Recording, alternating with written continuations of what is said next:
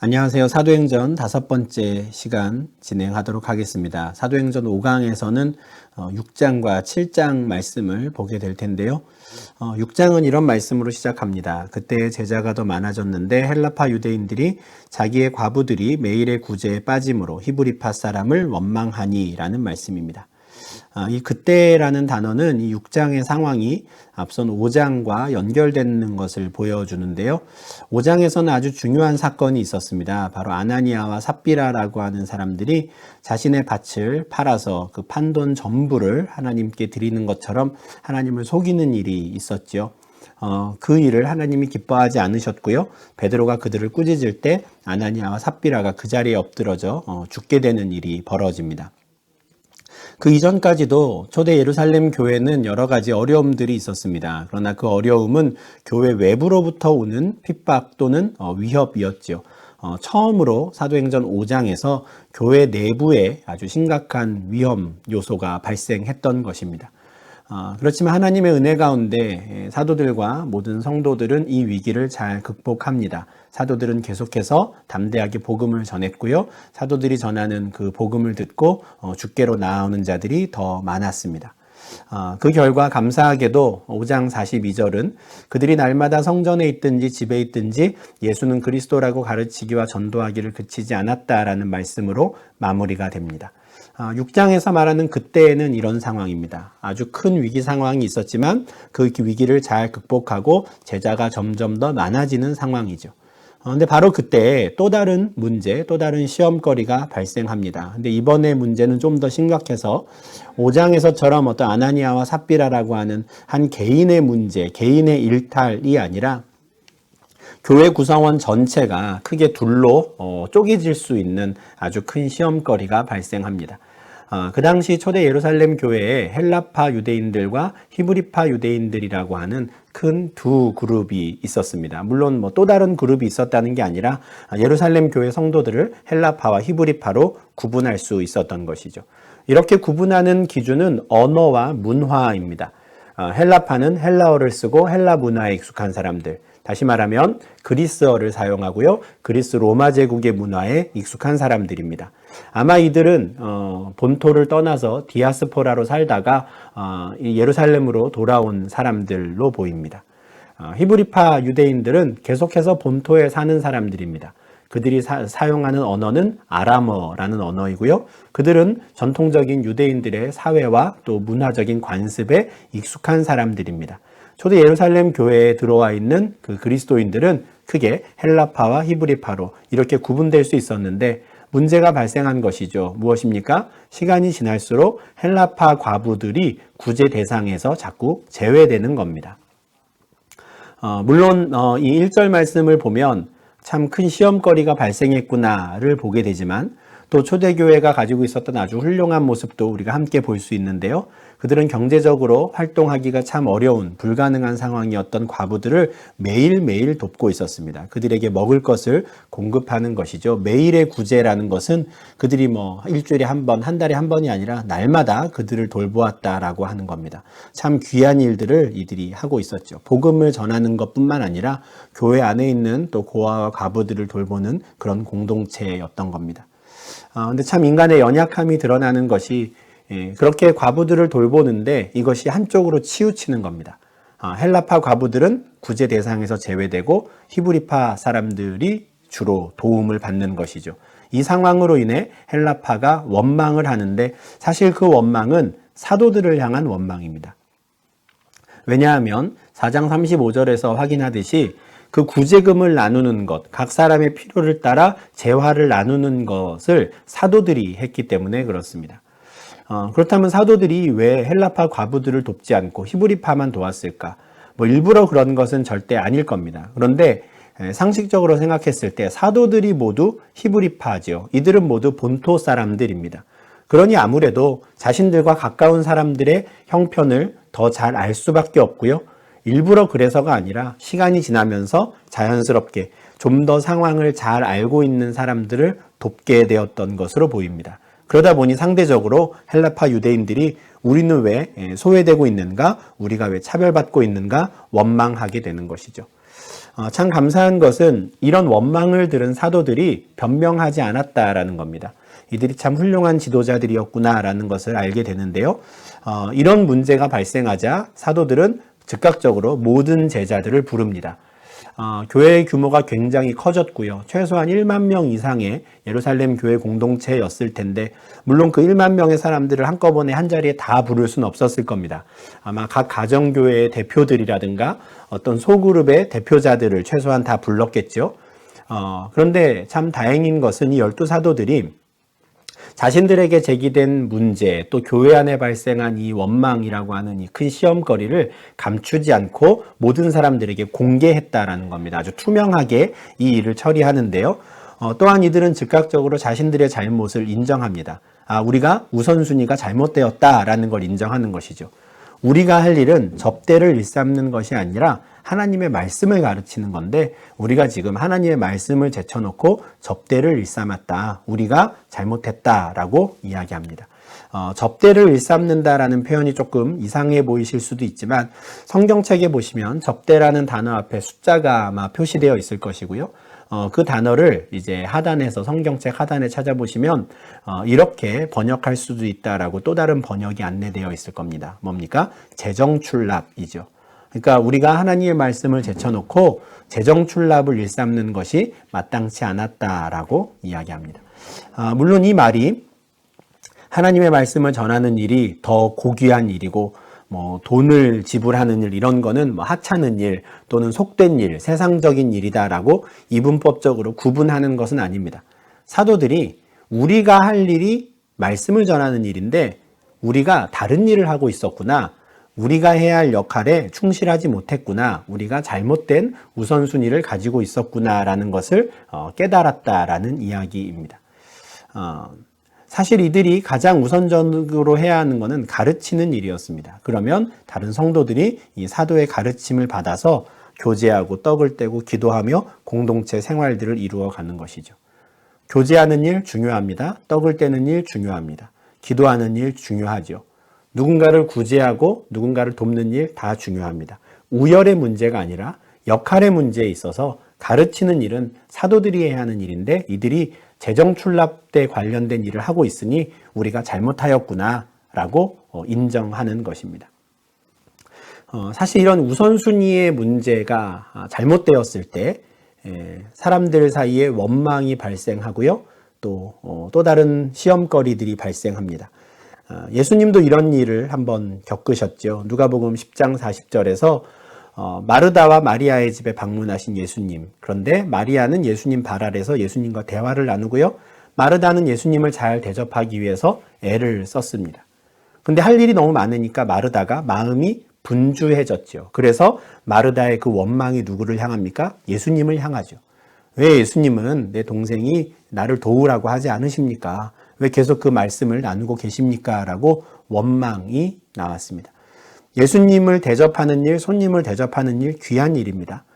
그런데 지금 예수님이 이 집을 방문한 순간 가장 우선해야 하는 것은 음식 준비가 아니라 예수님과 말씀을 나누는 일이었죠. 그 우선순위가 잘못되었을 때 마르다의 마음이 나누어졌고요. 분주해졌고 결국 원망이 나왔죠. 같은 현상이 지금 초대교회 성도들에게 나타났던 겁니다. 그래서 사도들은 이 우선순위를 지금 바로잡겠다라고 합니다. 자신들이 잘못 판단해서 망가뜨렸던 우선순위를 바로잡겠다 인정한 것이죠. 그래서 새로운 방법을 제안하는데요. 성도들 가운데 성령과 지혜가 충만하여 칭찬받는 사람 7명을 택하라라고 합니다. 그러면 그들에게 우리가 그동안 하던 이 구제사역, 재정출납과 관련된 일을 그들에게 맡기고 우리는 오직 원래 우리가 해야 하는 기도하는 일과 말씀 사역에 힘쓰겠다라고 하죠. 사도들이 제안한 조건이 2가지였습니다. 7사람을 뽑는데 성령과 지혜가 충만한 사람이어야 한다. 그리고 칭찬받는 사람이어야 한다는 겁니다. 이것은 지금 사도들이 2가지 요소를 아주 잘 짚었다라고 볼 수 있는데요. 먼저 성령과 지혜가 충만하다라는 것은 그들이 하나님과 아주 좋은 관계를 맺고 있다라는 것을 보여줍니다. 하나님과의 긴밀한 관계를 늘 유지하고 있는 사람, 그래서 언제나 성령 충만하고 하나님의 지혜가 충만한 사람이어야 한다. 또한 칭찬받는 사람은 뭡니까? 함께 신앙생활하는 다른 성도들, 형제 자매들로부터 인정받는 사람이어야 한다는 겁니다. 교회의 일꾼은 이런 사람이어야 합니다. 하나님과의 관계만 좋다고 해서 다 일꾼이 될 수 있는 것도 아니고요. 사람들과의 관계를 잘한다고 해서 그 사람이 또 교회의 일꾼이 될 수 있는 것도 아닙니다. 하나님과의 관계도 늘 바로 세우기 위해 늘 애쓰는 사람이어야 하고요. 또한 성도들과의 관계도 원만하게 지혜롭게 잘 할 수 있는 사람이어야 합니다. 그런 사람이 교회에서 또 직분을 맡아서 일을 해야 하는 것이죠. 사도들이 그냥 대충 이야기한 것 같고 즉흥적으로 이야기한 것 같지만 그들이 제안한 일꾼의 조건은 아주 합당한 것이고 또한 성경적인 것이었습니다. 성령과 지혜가 충만하고 또한 사람들에게 칭찬받는 사람 7명입니다. 물론 왜 7명일까? 이게 완전수이기 때문에 7이다라고 말씀하는 분도 있지만 아마 이 정도 일을 할 때에 7명이면 충분하겠다라고 사도들이 판단한 것 아닌가 싶어요. 그래서 그들에게 그 일을 맡기고 우리는 오로지 전심으로 기도하고 말씀 전하는 일에 힘쓰겠다라고 합니다. 거듭 말씀드리지만 이제 택함 받을 7사람이 하는 그 구제 사역과 또 사도들이 하는 기도와 말씀 사역이 무엇인가가 우월하고 열등한 이 문제가 아닙니다. 교회 안에 감당해야 할 일들은 많이 있고요. 여러 가지 일들을 교회가 감당할 때 그 일을 감당하는 사람들의 역할이 서로 다른 것이죠. 말씀 전하는 일을 감당해야 할 사람이 재정 출납을 맡고 있으면 원망이 발생하니 자신들은 말씀 사역에 전념하고 이 재정 출납을 또한 전념해서 감당할 사람들을 세우겠다라고 접근한 것입니다. 이 판단을 들은 온 무리, 모든 성도들이 어떻습니까? 기뻐합니다. 아주 좋은 생각이다라고 동의하는 것이고요. 그것이 하나님이 주신 지혜라고 인정하죠. 그래서 사도들이 제안한 그 조건대로 믿음과 성령이 충만한 사람 가운데 모든 사람들이 동의하는 7명의 사람들을 세우게 됩니다. 이 5절에 등장하는 7사람에 대해서 어디에서도 집사라고 하는 호칭으로 부르지는 않습니다. 그러나 제가 지금 이 단락의 제목을 예루살렘 교회 7집사라고 했는데요. 이들이 하는 일이 구제사역이고요. 재정출납을 맡는 일인데 디아코니아와 관련된 상황입니다. 그 일을 하는 사람들을 나중에 디컨이라고 집사라고 부르게 되었기 때문에 거의 대부분의 사람들이 이 6장에서 세워진 예루살렘 교회의 7사람을 최초의 7집사들이라고 저희가 부릅니다. 이 집사들의 명단을 보면 전형적인 본토 유대인들의 이름이 아닙니다. 이들의 이름은 그리스적이고 또 로마 제국의 일반적인 이름들이 사실은 전부인 것이죠. 이 이름을 통해서 학자들이 추측하는 것은 아마도 7명의 사람들이 다 헬라파 유대인들이었을 것이다 라고 추정합니다. 좀 의도적으로 그렇게 한 것 같아요. 왜 그렇습니까? 지금 이 교회 공동체가 자칫하면 헬라파와 히브리파로 쪼개질 수 있는데 균형을 맞춘 것이죠. 사도들이 누굽니까? 히브리파입니다. 그러니 재정 출납을 맡는 집사들은 헬라파로 삼은 것 아닌가라고 추정하는데 굉장히 타당한 추정이라고 생각합니다. 그리고 이렇게 7명의 사람들을 헬라파에서 선택한 것은 또한 교회 전체의 균형을 이루는 데에도 아주 중요한 결정이었으리라 생각합니다. 또 다른 아주 큰 시험거리가 등장하였는데 또 하나님이 주신 은혜 가운데 이 위기 상황이 잘 극복되어 가는 것이죠. 이렇게 해서 세워진 7명의 헬라파 유대인들 또 7명의 집사님들은 사도들 앞에 서게 되고요. 사도들이 그들을 위해 기도하고 그들에게 안수합니다. 이처럼 기도하고 안수하는 장면이 사도행전에 간혹 등장하는데요. 사도들로부터 하나님의 영이 이들에게 쫙 전달된다든지 하는 느낌은 아닙니다. 다만 안수한다라는 것은 이들에게 어떤 특별한 임무를 맡길 때 그리고 이들에게 좀 더 특별한 권위를 부여하고자 할 때 했던 행동으로 보입니다. 그래서 이후에 13장 3절에서는 바울과 바나바를 선교사로 파송할 때에도 안디옥 교회 성도들이 기도하고 그들에게 안수하여 보내는데요. 이처럼 기도하고 안수하는 것을 통해 새로운 임무를 맡은 사람, 좀 더 구별된 일을 맡게 될 사람들을 구분하는 일들이 초대교회 당시에서부터 있었다는 것을 확인하게 됩니다. 큰 위기 상황이 있었지만 온 무리가 기뻐할 수 있는 아주 좋은 방법이 제시되었고 그로 말미암아 이 위기가 극복됩니다. 그 결과 어떻게 됩니까? 하나님의 말씀이 점점 왕성하여져서 예루살렘에 있는 제자의 수가 더 심히 많아지고 허다한 제사장의 무리도 복종하게 되었습니다. 참 감사한 일이죠. 하나님의 말씀이 점점 왕성하였다라는 것은 이 왕성하다라는 단어가 여러 곳에 사용되는데 이 단어입니다. 고린도전서 3장 6절 7절에 아주 분명하게 드러나는데요. 말씀이 심겨졌을 때 그 말씀을 씨앗이 트게 되고 그 말씀이 그 한 사람 안에서 자라나게 되는 것, 이 자라나다라는 것이 왕성하다라는 단어입니다. 그러니까 이 위기 상황들이 있었습니다. 그 위기 상황은 분명 사도들의 연약함, 인간의 연약함 때문에 나타난 것이었죠. 그런데 하나님께서 지혜를 주셔서 그 위기를 잘 극복하게 하셨고 그런 여러 가지 위기 상황에도 불구하고 여전히 하나님이 그들 가운데 일하시면서 그들을 말씀이 자라날 수 있도록 하셨다라는 은혜의 말씀이죠. 그 결과 심지어 예루살렘에 있는 허다한 제사장의 무리도 이 도에 복종했다라고 하는데 이때 이 도는 이 믿음입니다. 허다한 제사장의 무리도 이 믿음에 복종했다. 그렇다면 이 믿음이 무엇입니까? 사실은 제사장 그룹으로 대표되는 산헤드린 공회원들이 싫어하였던 그 믿음입니다. 사실 그 믿음으로 말미암아 나면서부터 걷지 못했던 사람이 일어나게 되었는데 그 일이 어떻습니까? 산헤드린 공회원들의 미움을 사게 되었죠.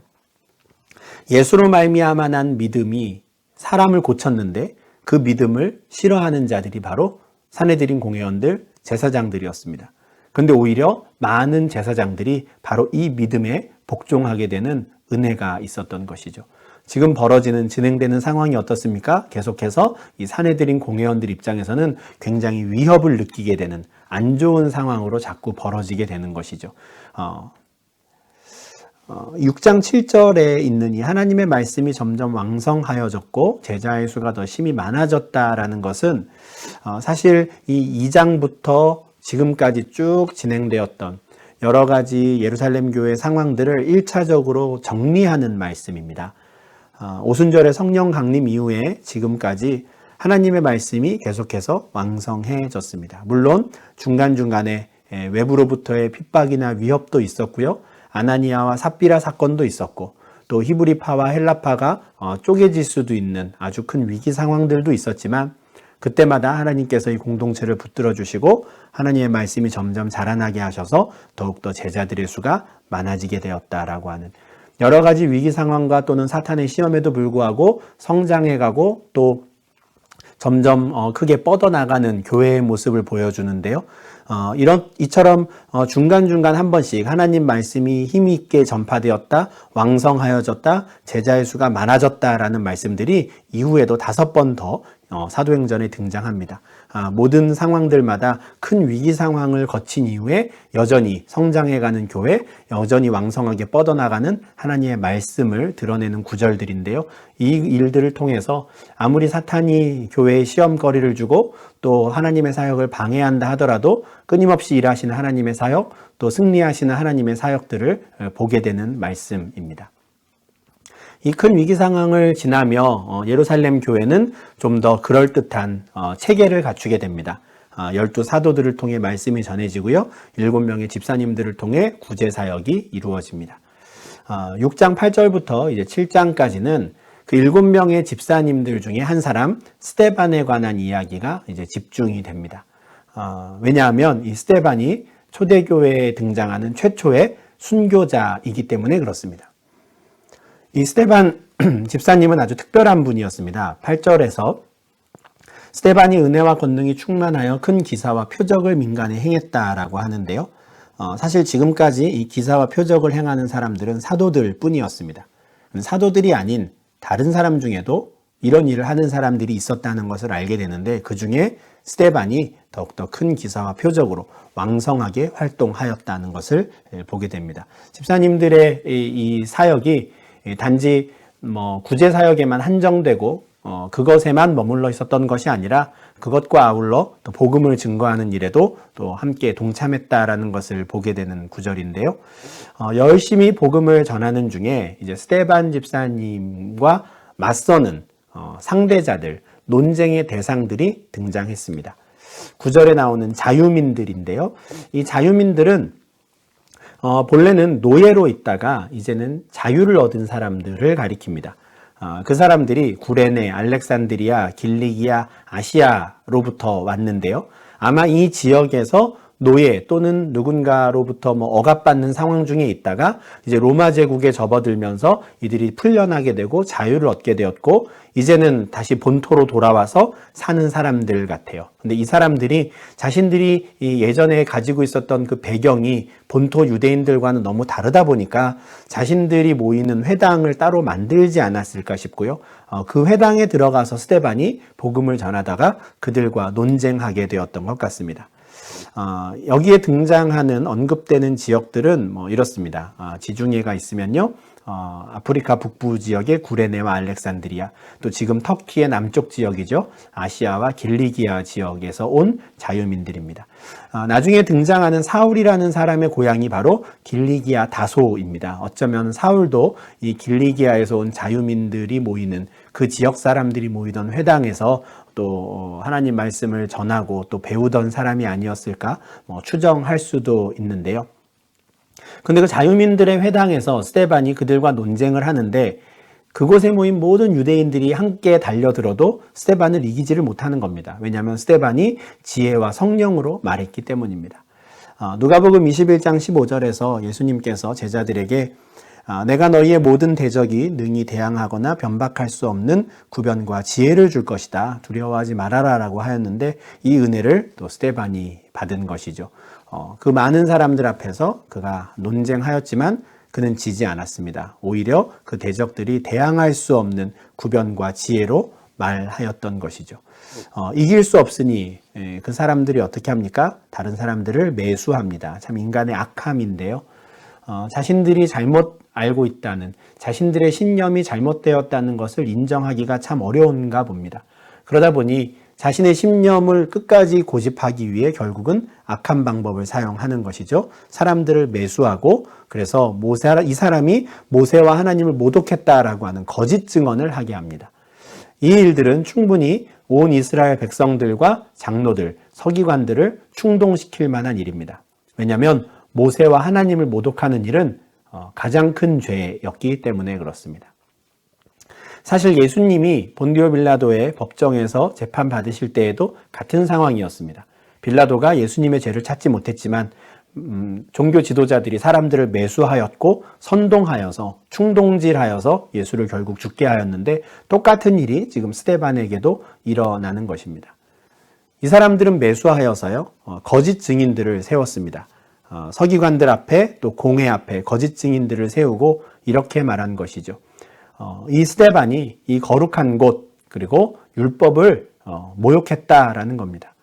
이 사람이 말하기를 나사렛 예수가 이 성전을 다 헐 것이라고 했고 또 모세가 우리에게 준 그 율법을 다 고쳤다라고 말했습니다. 라고 거짓 증인을 내세운 것이죠. 사실 지금까지 우리가 스데반이 논쟁을 했다라고만 말씀을 들었고 구체적으로 어떤 내용을 논쟁했는가는 알 수 없었는데 이들이 이 거짓 증언한 내용으로 한번 추정해 볼 수 있을 것 같습니다. 나사렛 예수가 이곳을 헐었다. 모세가 우리에게 전하여 준 규례를 고쳤다라고 하는 것.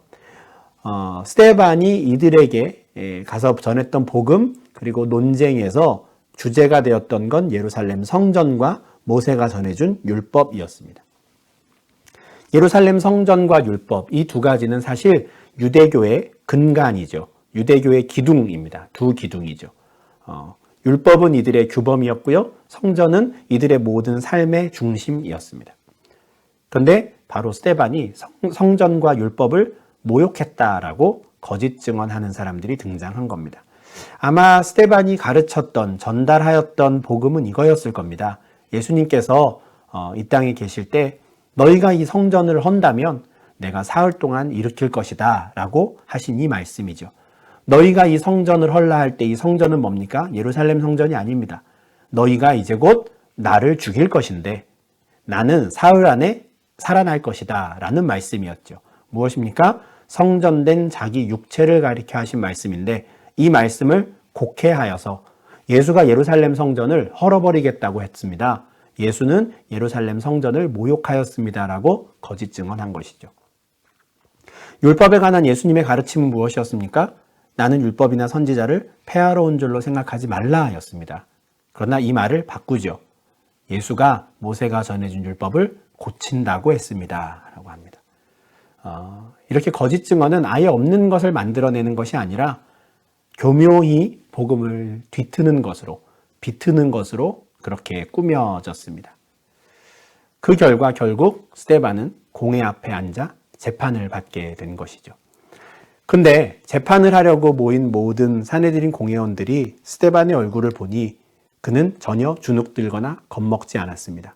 도리어 그의 얼굴이 천사의 얼굴과 같았다는 것이죠. 굉장히 많은 감정을 아마 느끼게 했을 것 같은데요.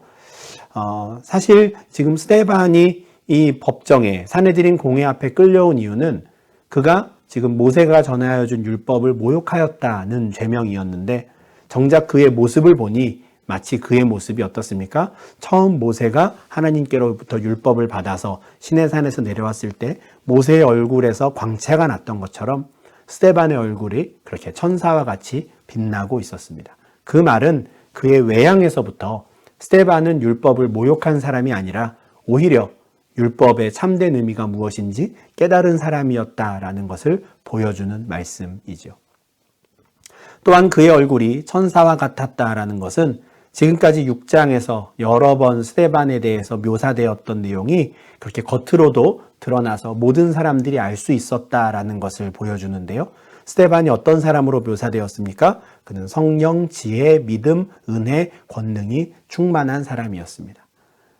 이런 충만한 성령, 충만한 지혜, 믿음, 은혜, 충만한 권능은 그냥 감춘다고 감추어지는 것이 아닙니다. 그의 얼굴을 통해 그것이 드러나는 것이죠.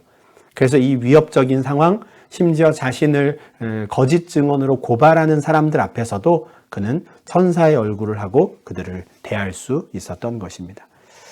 성령과 지혜, 믿음, 은혜, 권능이 충만하였던 그 스데반의 모습인데 이것은 그를 죽이고자 달려드는 거짓 증언하는 자들과는 아마 전혀 다른 얼굴이었을 것이라고 생각하고요.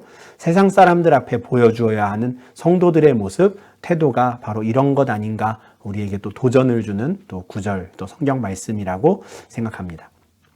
이제 7장에서 본격적으로 스데반의 증언과 또 재판의 상황이 이어질 텐데요. 그 내용은 이제 다음 회차에서 보도록 하고요. 사도행전 6장에서는 다시 한번 큰 위기가 닥친 예루살렘 교회였지만 그 위기를 잘 극복하고 하나님의 말씀이 왕성하게 전파되었으며 그때 세워진 또 7명의 집사들이 구제사역뿐 아니라 복음을 증거하는 일에도 또 그렇게 귀하게 쓰임받는 사람들이었다라는 것을 기억하시면 좋겠습니다. 그럼 이렇게 5강 첫 번째 회차의 강의를 마치도록 하겠습니다. 감사합니다.